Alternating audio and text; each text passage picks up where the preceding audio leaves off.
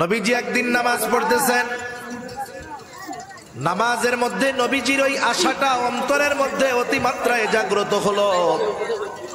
নামাজ পড়েন আর আকাশের দিকে নবীজি তাকান, মনের মধ্যে কি চায়, কোন আশা নিয়ে নবীজি আকাশের দিকে তাকায় বলেন তো? দুনিয়ার কেউ জানুক আর না জানুক, বুঝুক আর না বুঝুক, যিনি জানেন যিনি বোঝেন তিনি কে? আল্লাহ রাব্বুল আলামিন বলেন, ক্বাদ নারা তাকাল্লুবা ওয়াজহিকা ফিস সামা। আপনি যে বারবার আকাশের দিকে তাকান, আল্লাহ তাআলা বলেন আমি তো সেইটা দেখি। কেন তাকান তাও আল্লাহ তাআলা জানেন। এই জন্য আল্লাহ রাব্বুল আলামিন বলেন, ফালানুওয়াল্লিয়ান্নাকা কিবলাতান তারদাহা। আল্লাহ রাব্বুল আলামিন বলেন, ফালানুওয়াল্লিয়ান্নাকা কিবলাতান তারদাহা, আমি আপনার কিবলাকে পরিবর্তন করে দিব, আপনি যেই দিকটাতে চান ওই দিকে। নবীজি চান, আশা করেন যে আমার মুসলমানদের কিবলা হবে বাইতুল্লাহ। আল্লাহ তাআলা বলেন, আপনার কিবলা আমি পরিবর্তন করে দিব যে দিকটা আপনি চান। নামাজ হইছে 2 রাকাত। আল্লাহ তাআলা ফরমান পাঠায় দিলেন, হাবিব দেরি করার প্রয়োজন নাই, আপনি এখনই ফিরে যান, চেহারাটা ঘুরায় ফেলেন। ফাওয়াল্লি ওয়াজহাকা শাতরাল মসজিদিল হারাম, আপনি আপনার চেহারাটা মসজিদুল হারামের দিকে ঘুরায় নেন। বাকি 2 রাকাত নামাজ নবীজি ওই জায়গায় পড়লেন। 2 রাকাত হলো বাইতুল মুকাদ্দাসের দিকে, 2 রাকাত হলো বাইতুল্লাহর দিকে, কাবার দিকে। যেই জায়গায় পড়ছেন এই ঘটনাটা নবীজির সাথে ঘটছে, ওই জায়গাটায় এখন একটা মসজিদ, নাম হলো মসজিদু কিবলাতাইন। আস্তে আস্তে খবর ছড়ায় গেছে, এক অঞ্চলে খবর পৌঁছাইছে ফজরের সময়, তারা 1 রাকাতে পড়তেছে, রুকুর মধ্যে আরেকজন খবর দিছে, সাথে সাথে ওই বাকি নামাজ তারা ফিরে আর ওই বাইতুল্লাহর দিকে পড়া শুরু করছে। এইখানে একটা মসজিদ হয়েছে, মসজিদু কিবলাতাইন। হজ উমরার সফরে যখন যাওয়া হয়, যারা গিয়েছেন ঐতিহাসিক স্থাপনাগুলো যখন দেখাইতে নিয়ে যায়, এই জায়গাটাতেও নেওয়া হয়। এখন তো কাবার দিকে ফিরা মেহরাব, কিন্তু বের হওয়ার সময় যখন দরজার উপরের দিকে তাকাইলে দেখা যায় জায়নামাজের মতো একটা চিহ্ন দেওয়া আছে, বোঝানোর জন্য যে আগে কিবলাটা এইদিকে ছিল। তাহলে এই বাইতুল মুকাদ্দাস মসজিদুল আকসা এর সাথে আমার আপনার নবীজির কমপক্ষে 16 মাসের ইবাদতের সম্পর্ক রয়েছে। এটার সাথে আমাদের ইবাদতের সম্পর্ক। এটা হলো পৃথিবীর 2য় মসজিদ। আবু যার গিফারি রাদিয়াল্লাহু তাআলা আনহু নবীজি সাল্লাল্লাহু আলাইহি ওয়াসাল্লামকে জিজ্ঞাসা করতেছেন, আইয়ু মসজিদিন উযিয়া ফিল আরদি আউওয়ালা, পৃথিবীর সর্বপ্রথম মসজিদ কোনটা? নবীজি বলেন, আল মসজিদুল হারাম। মসজিদুল হারাম হলো পৃথিবীর প্রথম মসজিদ। আল্লাহ তাআলাও বলেন, ইন্না আউওয়ালা বাইতিন মুদিআ লিন-নাস লাল্লাযী বিবাক্কাতা মুবারাকান ওয়া হুদাল লিল আলামিন। মানুষের জন্য এই পৃথিবীতে প্রথম ঘর যেটা বানানো হয়েছে মক্কায় অবস্থিত। 2টা বিষয় হতে পারে, মুফাসসিরিনে কেরাম বলেন, একটা হলো মানুষের ঘর হোক আর ইবাদতের ঘর হোক, এই ঘরই প্রথম ঘর, এর আগে কোনো ঘর দুনিয়াতে ছিল না। 2 নাম্বার হতে পারে মানুষের ঘর হয়তো আগেই হয়েছে, কিন্তু এটা দুনিয়ায় ইবাদতের প্রথম ঘর, প্রথম মসজিদ। তাহলে পৃথিবীর প্রথম মসজিদ হলো মসজিদুল হারাম।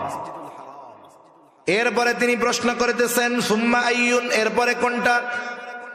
নবীজি প্রশ্নের জবাবে বললেন, আল মসজিদুল আকসা। মসজিদুল আকসা। কাম কানা বাইনাহুমা, এই 2টার মাঝে ব্যবধান কত বছরের?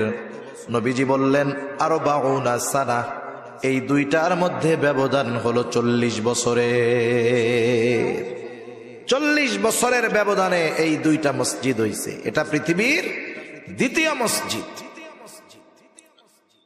এই মসজিদের অন্যতম ফজিলত কি? পৃথিবীর তিনটা মসজিদ ছাড়া পৃথিবীর অন্য কোন মসজিদ বরকত মনে করে সফর করে দেখতে যাওয়ার সুযোগ নাই। সেটা 60 গম্বুজ হোক আর 206 গম্বুজ হোক। আপনাদের বরিশালে একটা মসজিদ আছে, ওইটা হোক, যেটা হয় হোক, ফজিলত মনে করে এই 3 মসজিদ ছাড়া পৃথিবীর অন্য কোন মসজিদে যাওয়ার বৈধতা নাই। অনেক মানুষ এমন হয় 60 গম্বুজ মসজিদে গেছে ফজিলত মনে কইরা, জোহরের নামাজের সময় গিয়ে উপস্থিত হইছে, কিন্তু নামাজ কালাম কিছু পড়ে নাই, বাইরে দিয়া ঘুরছে আর বিড়ি টানছে। নামাজ কালাম শেষ, লোকজন বের হয়ে গেছে। এইবার অজু কইরা যায় 2 রাকাত নামাজ পড়ছে। একজন জিজ্ঞাসা করে, কিসের নামাজ পড়লি? এদিকে এসে পড়লে ফজিলত আছে, এই জন্য পড়ছি।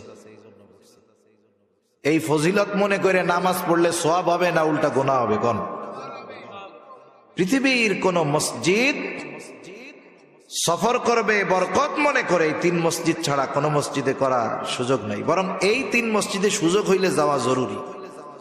মসজিদুল হারামে যাওয়া লাগেই, হজ ফরজ হইলে যাইতে হবে, ওইটা ফরজ। সেই জন্য মসজিদুল হারামে যাইতে হয়, মসজিদুল নববীতে যেতে হয়, মসজিদুল আকসায় গেলে ফজিলত আছে। কিন্তু আফসোসের ব্যাপার, এখন আর পুরনো নিয়ন্ত্রণ ইহুদিদের হাতে থাকার কারণে মুসলমান চাইলেই যাইতে পারে না। এই 3 মসজিদ হলো এই বরকতময় যে এই 2-3 মসজিদ দেখার উদ্দেশ্যে সফর শুরু করলেই সওয়াব হয়। শুধু তাই না, এই 3 মসজিদে গিয়ে যদি নামাজ পড়া যায়, নবীজি বলেন বাইতুল্লাহে নামাজ পড়লে তার 1 রাকাতের সওয়াব 1 লক্ষ গুণ বাড়ায়া দেওয়া হয়। মসজিদুন নববীতে পড়লে 1000 গুণ বাড়ায়া দেওয়া হয়। মসজিদুল আকসায় 1 রাকাত নামাজ পড়লে ওর সওয়াব 250 গুণ পর্যন্ত আল্লাহ তাআলা বাড়ায়া দেয়। 60 গম্বুজ মসজিদে যায় পড়লে এই সওয়াব পাওয়া যাবে? 1 গুণ 2 গুণ হবে? কেউ যদি মনে করে তাহলে তার আরো গুনাহ হবে। শাহজালালের মাজারে যায় পড়লে হবে মনে হয়? পৃথিবীর আর কোন মসজিদ নাই। নবীজি আর এক হাদিসের মধ্যে বলেন, দাজ্জাল পৃথিবীর 4টা মসজিদে ঢুকতে পারবে না। দাজ্জালের আগমন হবে, গোটা দুনিয়া চড়ায় বেড়াবে, কিন্তু 4টা জায়গায় সে ঢুকতে পারবে না। 1 নাম্বার মসজিদুল হারাম। হারামের এরিয়া যত দূর, ফিরিস্তারা দাঁড়ায় পাহারা দিবে, ওই এরিয়ার ভিতরে তারা ঢুকতে পারবে না। মসজিদুন নববী ওরও এরিয়া আছে, ওই এরিয়ার ভিতরে দাজ্জাল ঢুকতে পারবে না। মসজিদুল আকসা, এই বাইতুল মুকাদ্দাসের ওই এরিয়ার ভিতরে দাজ্জাল ঢুকতে পারবে না। আর একটা মসজিদ আছে মসজিদুত তুর, ওই মসজিদুত তুরের মধ্যেও দাজ্জাল ঢুকতে পারবে না। এই মসজিদের অন্যতম আর একটা বৈশিষ্ট্য হলো পৃথিবীর একমাত্র মসজিদ যেই জায়গায় আল্লাহ রাব্বুল আলামিন পৃথিবীর শুরু থেকে নিয়ে একেবারে আমার আপনার নবী পর্যন্ত সব নবীকে আল্লাহ তাআলা একত্রিত করেছেন। দুনিয়ার আর কোন মসজিদ নাই।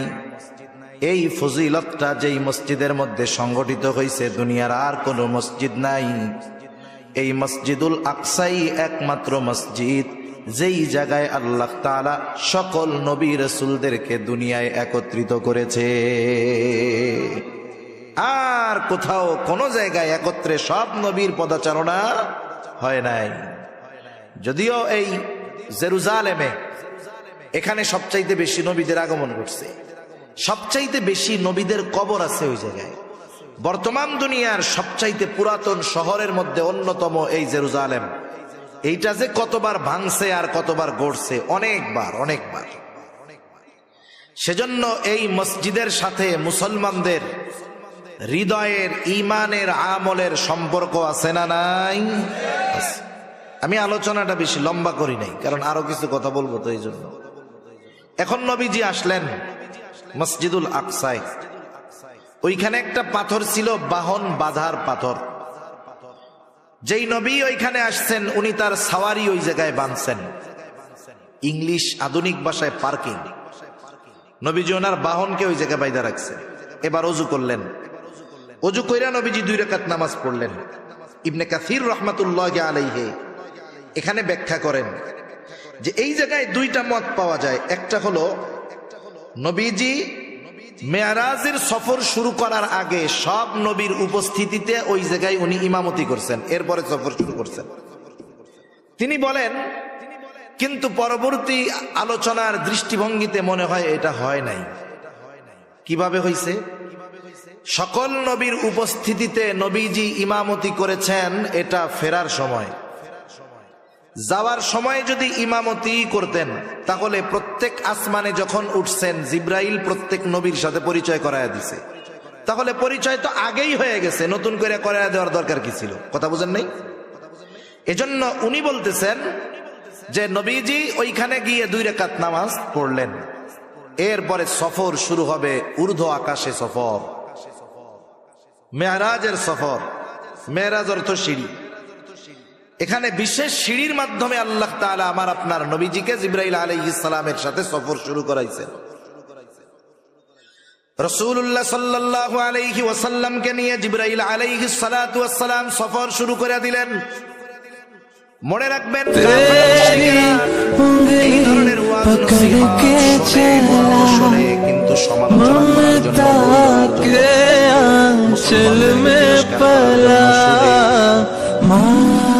রাসূলুল্লাহ সাল্লাল্লাহু আলাইহি ওয়াসাল্লাম প্রথম আসমানের দরজার কাছে পৌঁছায় গেল। দরজায় আওয়াজ করলো জিবরিল। কে? বলে আমি জিবরিল। সাথে কে? বলে মুহাম্মাদুর রাসূলুল্লাহ সাল্লাল্লাহু আলাইহি ওয়াসাল্লাম। ওনাকে নিয়ে যাওয়ার অনুমতি দেওয়া হয়েছে। এইবার ফেরেশতারা নবীজিকে সালাম বিনিময় করলেন, অভিবাদন জানাইলেন। প্রথম আসমানে নবীজির সাথে দেখা হলো হযরত আদম আলাইহিস সালাতু ওয়াস সালামের। জিবরাইল আলাইহিস সালাম পরিচয় করায়া দিলেন। আদম আলাইহিস সালাম নবীজিকে দোয়া করলেন। সফর শুরু হলো দ্বিতীয় আকাশের। ওইখানে ফেরেশতারা দরজা খুলে দিল, অভিবাদন জানালো। দ্বিতীয় আসমানে ঈসা ইয়াহইয়া আলাইহিস সালাম এনরা পরস্পর হলেন খালাতো ভাই। ওনাদের সাথে দেখা হলো, পরিচয় করায়া দিলেন জিবরাইল আলাইহিস সালাম। উভয়ের সাথে কথোপকথনের পর তৃতীয় আসমানের দিকে সফর শুরু হয়ে গেল।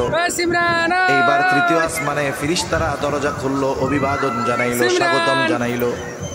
তৃতীয় আসমানে রাসূল আকরাম সাল্লাল্লাহু আলাইহি ওয়াসাল্লামের সাথে দেখা হলো ইউসুফ আলাইহিস সালামের। জিবরাইল আলাইহিস সালাম পরিচয় করায়া দিলেন। নবীজি দুনিয়ায় আয়েশা ইউসুফ আলাইহিস সালামের সৌন্দর্যের বর্ণনাও করেছেন। এইবার শুরু হয়ে গেল চতুর্থ আসমানের সফর। চতুর্থ আসমানের দরজা খুলে দেওয়া হলো, ফেরেশতারা নবীজিকে অভিবাদন জানাইলেন। এরপরে চতুর্থ আসমানে দেখা হয়ে গেল ইদ্রিস আলাইহিস সালামের সাথে। জিবরাইল আলাইহিস সালাম পরিচয় করায়া দিলেন। ইদ্রিস আলাইহিস সালাম অন্যান্য নবীদের মতো দোয়া করলেন। সফর শুরু হয়ে গেল পঞ্চম আসমানের। দরজা খুলে দেওয়া হলো, ফেরেশতারা নবীজিকে অভিবাদন জানাইলেন। পঞ্চম আসমানে গিয়ে সাক্ষাৎ হলো মূসা হারুন আলাইহিস সালামের সাথে। হারুন আলাইহিস সালাতু ওয়াস সালাম তার সাথে পরিচয় হলো, দোয়া করে দিলেন। এইবার সফর শুরু হয়ে গেল ষষ্ঠ আকাশের। আকাশের দরজা খোলা হলো। ষষ্ঠ আকাশে মূসা আলাইহিস সালামের সাথে দেখা হলো। জিবরাইল আলাইহিস সালাতু ওয়াস সালাম পরিচয় করায়া দিলেন। এইবার সপ্ত আকাশের দিকে নবীজিকে নিয়ে জিবরাইল আলাইহিস সালাম রওনা হয়ে গেলেন। সপ্ত আকাশের দরজা খুলে দেওয়া হলো, ফেরেশতারা অভিবাদন জানাইলো।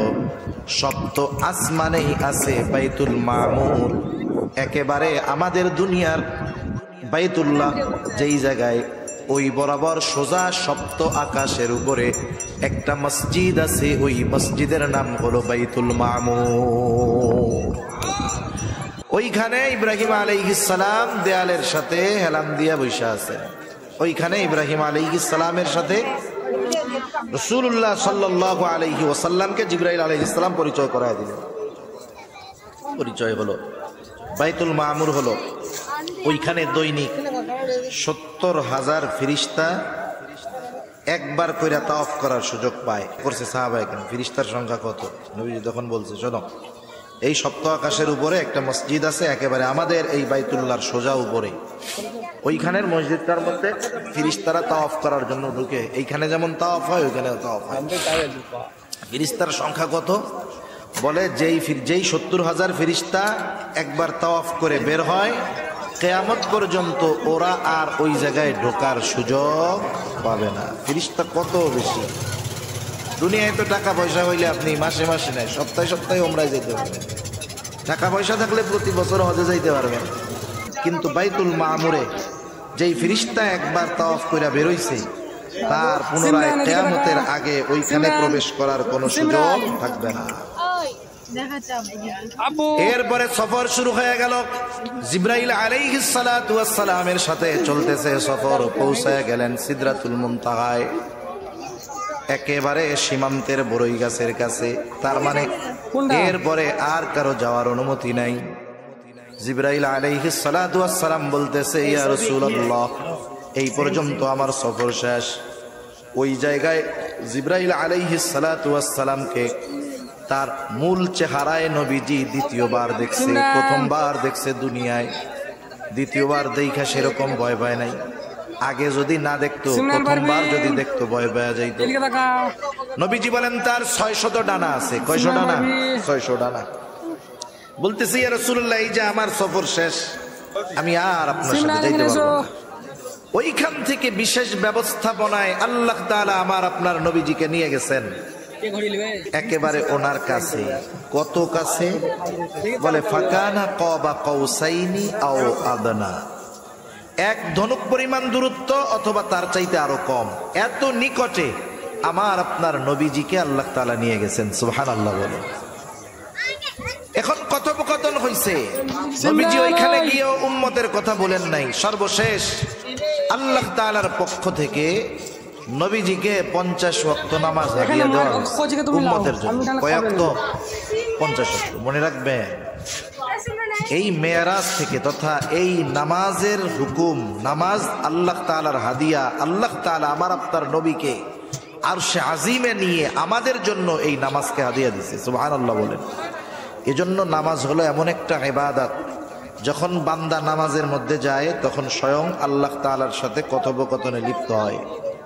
কিন্তু আফসোসের ব্যাপার, আমরা মেরাজের ঘটনা গল্প শুনতে খুব ভালো লাগে। ইমাম সাহেবরা কয়দিন পরে অস্থির হয়ে যাবে, বাড়ির থেকে মহিলারা শুধু পোলা বান্ডে পাঠাবে, হুজুর মেরাজের রোজা কবে? মেরাজের রোজা কয়টা রাখতে হয়? হুজুর হুজুর ওই মেরাজের নামাজ জানি কোন কোন সূরা দিয়ে পড়তে হয় হুজুর। অথচ মেরাজ যে কয় তারিখে হইছে এর নির্দিষ্ট একটা হাদিস কেউ দেখাতে পারবে না। মূল বিষয়টা হলো মেরাজ থেকে নবীজি কি শিক্ষা নিয়ে আসলেন সেটাকে ধারণ করার দরকার ছিল। আমরা মূলত ওইটার দ্বারের কাছেও নাই। নবীজি আল্লাহ তাআলার হাদিয়া নিয়ে রওনা করেন। এইবার মুসা আলাইহিস সালাতু ওয়াস সালামের সাথে যাওয়ার সময় সাক্ষাৎ। মুসা আলাইহিস সালাম বলেন, আল্লাহর কাছে গেলেন, কি দিছে আপনার উম্মতের জন্য? বলে 50 ওয়াক্ত নামাজ। বলে আপনি আল্লাহর কাছে গিয়ে দরখাস্ত করেন, আপনার উম্মত এটা পালন করতে পারবে না, আপনি যান। নবীজি গিয়া বললেন, আল্লাহ আমার উম্মতের জন্য কষ্টসাধ্য হয়ে যাবে। বলে দিল 10 কমায়া আল্লাহ। আল্লাহ তাআলা 10 রাকাত কমায়া দিলেন, থাকলো 40। আবার আসছে, কি হইছে? কয় 40 ওয়াক্ত। বলে আবার যান। আল্লাহ তাআলার কাছে নবীজি আবার ফরিয়াদ করলেন, কমায়া দেওয়া হলো আরো 10, 30। এইবার কয় কত? কয় 30। বলে আবার যান, পারবে না। নবীজি আবার গেলেন, এইবার কইমা হইল 20। বলে আবার যান, এইবার হইল 10। বলে শুনেন, পারবে না, আপনি আবার যান। এইবার আল্লাহ তাআলা আরো 5 কমায়া দিলেন, বাকি আছে 5। এই 5 নিয়ে ফিরে আসার সময় আবার মুসা আলাইহিস সালামের সাথে দেখা। বলে কি কব? বলে 5 ওয়াক্ত নামাজ। বলে আপনার আগে আমি আমার উম্মতদেরকে পরিচালনা করেছি, আপনার উম্মত এইটাও পারবে না। নবীজি বলেন, আমার যাইতে লজ্জা লাগে। কতজন মনে মনে কবে যে কেন যে নবীজি আবার গেল না? তাহলে খালি জুম্মার নামাজটা থাকলে আর কিছু লাগতো না, কি কারণ? ওই পাবলিকও আছে, আফসোস করেন না কেন নবী গেল না। গেলে হয়তো এবার আল্লাহ তাআলা কইতো যে 1 রাকাত 1 ওয়াক্ত সারাদিনে, আর নাইলে খালি জুম্মা যান। কি মজাটা হইতো এই। ওই জুম্মাটা যদি হইতো দেখতেন, ওইটাও যে পরিমাণ লোক হয় ওইটা তখন আর হইতো না। এটা সত্য কথা। আল্লাহু আকবার। আল্লাহ তাআলা জানায়া দিলেন, পয়গম্বর ওয়াক্ত 5টা ঠিক আছে, কিন্তু আমি আল্লাহ তো দিয়েছিলাম 50। এই জন্য আপনার উম্মত 5 ওয়াক্ত নামাজ পড়বে, যে পড়বে তার এই নামাজের সওয়াব কমপক্ষে 10 গুণ বাড়ায়া 50 ওয়াক্তের সওয়াব দেওয়া হবে। ইবনে কাসির রাহমাতুল্লাহি আলাইহি বলেন, নবীজি যখন ফিরতেছেন, বলেন তো মেহমান আসছে আপনার বাড়িতে, মেহমান আসলে মেহমান যখন চলে যায় সুন্নাত হইল মেহমানরা একটু কি কইরা দেওয়া, আগায়া দেওয়া। ইবনে কাসির রাহমাতুল্লাহি আলাইহি বলেন, যখন সব নবীরা নবীজিকে আগায়া দিতে আসছে, ওই সময় সবাই বাইতুল মুকাদ্দাসে একত্রিত হয়েছে। আল্লাহ তাআলা ওই সময় সবাইকে একত্রিত করছেন। নবীজি আবার 2 রাকাত নামাজ পড়বেন, সবাই দাঁড়ায় আছে। নামাজ পড়াবে কে? জিবরাইল আলাইহিস সালাম নবীজিকে সামনে ঠেলা দিয়া বলল, আপনি আজকে ইমামতি করবেন। সুবহানাল্লাহ। নবীদের ইমাম, ইমামুল আম্বিয়া আমরা বলি, নবীদের নবী বলি। এর দ্বারা আল্লাহ তাআলা আমার আপনার নবীজির শ্রেষ্ঠত্বকে প্রত্যেকটা নবীর উপরে প্রতিষ্ঠিত করেছেন। সুবহানাল্লাহ বলে।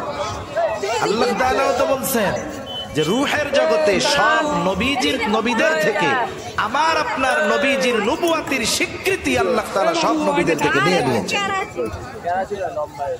এইবার নবীজি সফর শেষ করে আসছেন, পরের দিন সকালবেলায় উপস্থিত সাহাবায়ে কেরামের কাছে মেরাজের ঘটনা বর্ণনা করতেছেন। মেরাজ হইছে সশরীরে, কোনো সন্দেহ নাই। ব্যাখ্যা বিশ্লেষণ করা যাইতো কিন্তু সময় সুযোগ কোনোটাই নাই। এইবার